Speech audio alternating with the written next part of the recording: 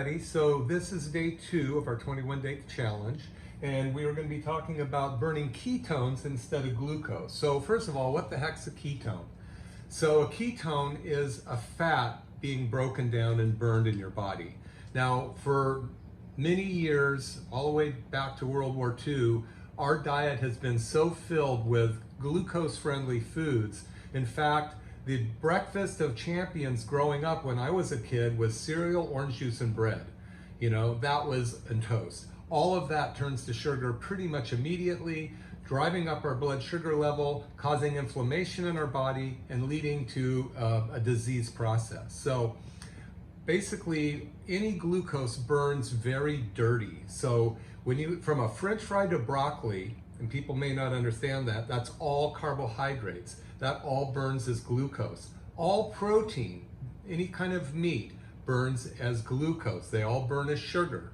So, and now if you imagine having a fireplace and you have wet pine wood in there, it's very smoky, it burns very toxic. If you were to open up the door, all of those toxins would come in and get you sick.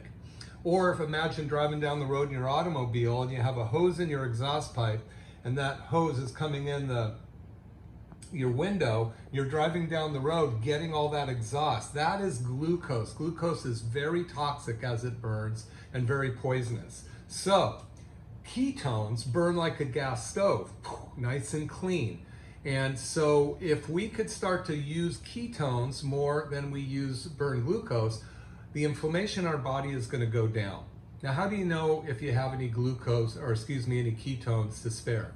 Simply look down. If you can't see your feet, you got more ketones to burn than you can imagine. So bears, when they go into hibernation, they're burning their stored fat. So they're living off ketones all winter long. So we want to teach your body how to burn a ketone. A lot of our bodies have never done it because we constantly feed it. In fact, Western medicine says eat 6 meals a day, high in carbohydrates, to keep your blood sugar level. We don't want to keep your blood sugar level. We don't want to keep adding sugar to keep your blood sugar level a certain way. We want to get your body what's called metabolically flexible so it can actually start to burn something other than glucose. It will start to burn ketones. Ketones, what's good about them? They're anti-inflammatory. Your brain's made of fat, so it loves burning ketones, and it will decrease brain fog by being on a ketogenic diet because you're not having inflammation in your brain. It's actually boosts your immune system by eating ketones because you don't have the inflammation in your body. It will help your digestive system function better because you won't have the inflammatory foods in your digestive system causing the intestines to become swollen and something called leaky gut, which makes your body more susceptible to disease. And right now we want to boost our immune system more than anything. So by eating the ketogenic diet, which you're going to learn over the next several days, you're going to boost your immune system. Also, a lot of people are talking about anxiety and depression right now. The inflammation in your intestines is going to affect your serotonin receptors. 70% of your serotonin, or your feel-good transmitters, are found in your intestines. So if they're swollen and plugged, you're not going to feel very well. Add stress from our environment, whether it's the election or COVID or what have you, things get worse.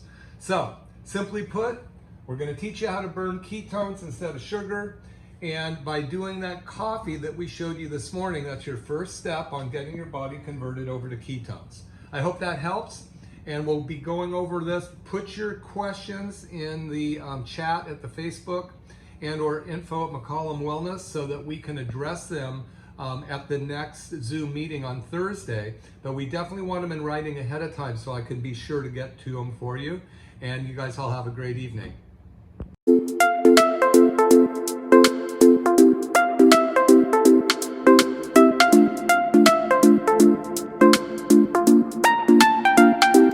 Hey, this is Dr. McCollum, and I'm going to tell you how I make my jicama wrap.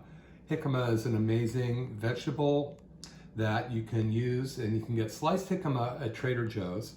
And so instead of a taco shell, you use the jicama wrap. And we've made chicken with onions, some bell peppers and some celery with some chili powder on it. And then on the jicama, you put some of that with some grated cheese, some green salsa, cilantro, and lettuce. And you have the most amazing fresh taco you can ever imagine.